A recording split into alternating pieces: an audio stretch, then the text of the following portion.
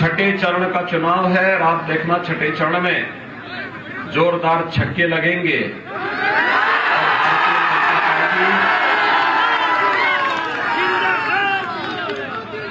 275 से अधिक सीटें प्राप्त करते हुए काफी आगे बढ़ चुकी होगी और यही कारण है जैसे जैसे चुनाव बीतते जा रहे हैं वैसे वैसे विपक्षी दलों की धड़कनें बढ़ती जा रही हैं और ये लोग अभी से अपना विदेश भागने या कहीं अन्यत्र भागने के लिए अभी से अपनी जुगाड़ भी भिड़ा रहे हैं। भाइयों बहनों, मैं आपसे इस बात के लिए आह्वान करने के लिए आया हूं कि पिछली बार एक दगादार आपके पास आ गया था,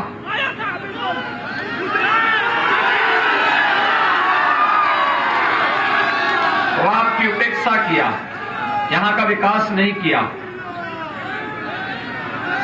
और अंत में धोखा देकर के आपको भाग गया।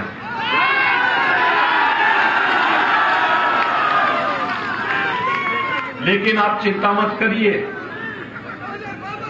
इस बार हम लोग बहुत ठोक बजा करके एक ऐसे व्यक्ति को लेकर के आए हैं जिसके बारे में आप भी कह पाएंगे कि मत चूको चौहान।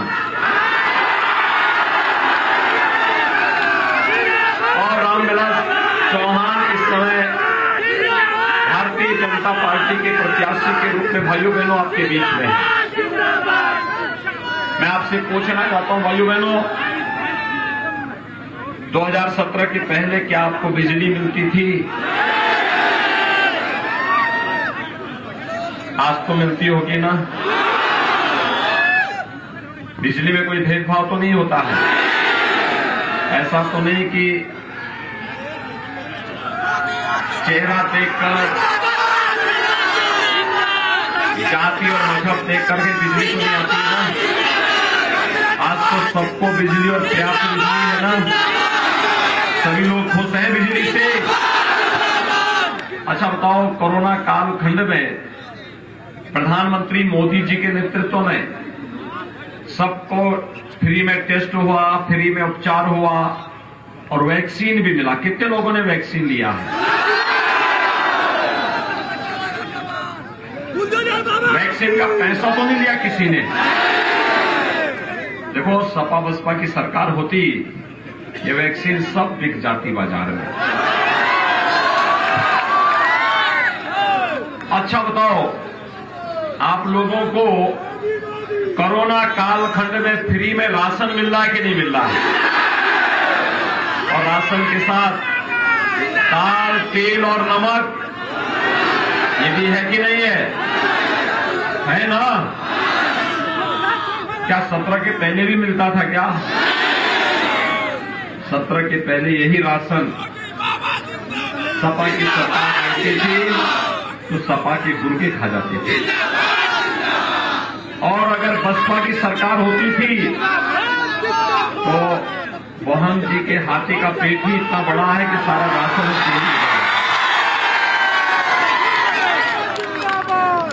भाइयों बहनों, मोदी जी ने सबका साथ सबके विकास की बात कही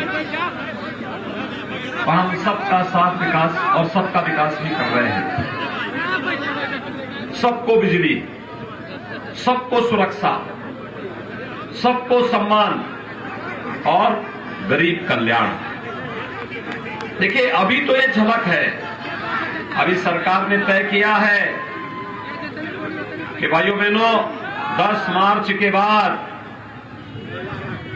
उज्ज्वला योजना के हर लाभार्थी को होली और दीपावली में फ्री में रसोई गैस सिलेंडर भी उपलब्ध करवाएंगे।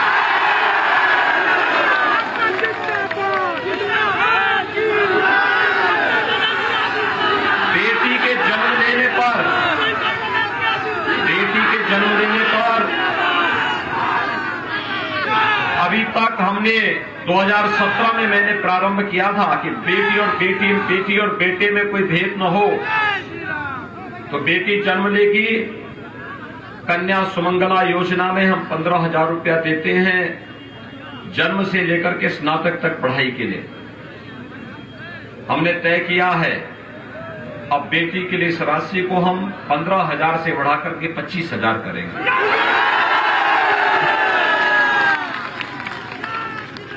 साठ साल से ऊपर की जितनी भी माताएं होंगी, बहनें होंगी, उनको फ्री में यात्रा के लिए परिवहन निगम की बस की सुविधा उपलब्ध करवाई। अब तक हम लोगों ने ये सुविधा केवल रक्षाबंधन के लिए दी थी और कॉलेज जाने वाली मेधावी बेटियों को फ्री में स्कूटी भी उपलब्ध करवाएंगे। बेटी की शादी के लिए मुख्यमंत्री सामूहिक विवाह योजना मैंने 2017 में प्रारंभ की थी। पहले हम लोग 35,000 अनुदान देते थे, फिर इसको बढ़ा करके कन्यादान के लिए 51,000 रुपया किया गया। अब हम लोग इस राशि को बढ़ा करके बेटी की शादी में कन्यादान सरकार की तरफ से 1 लाख रुपया देंगे।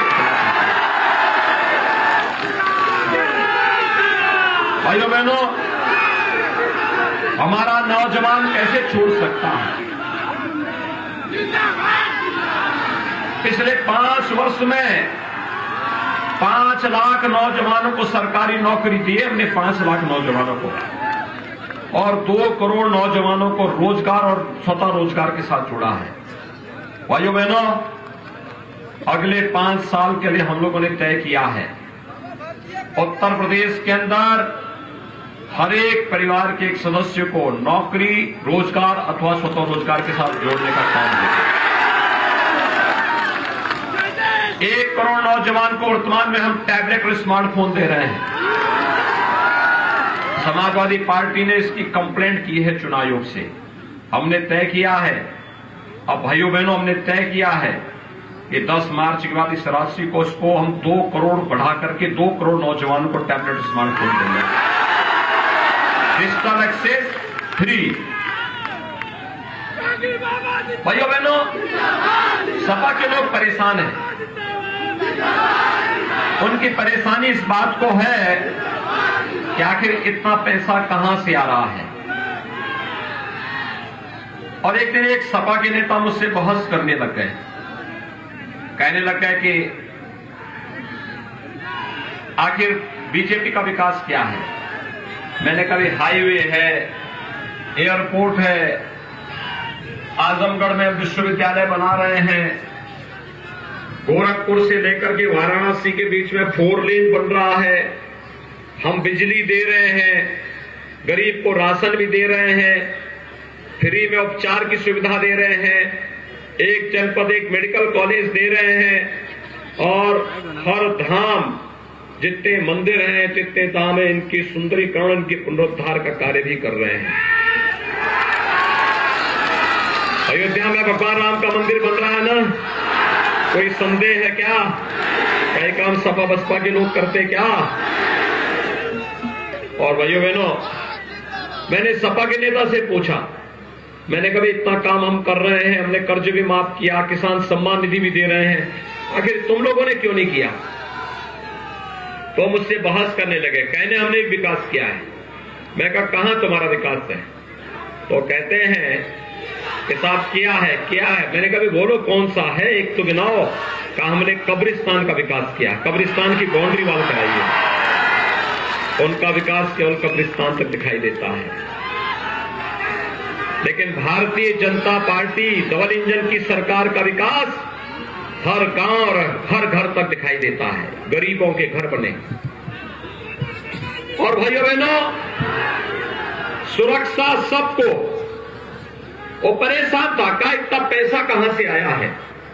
मैंने कहा पैसा तो हम लोग निकालते हैं,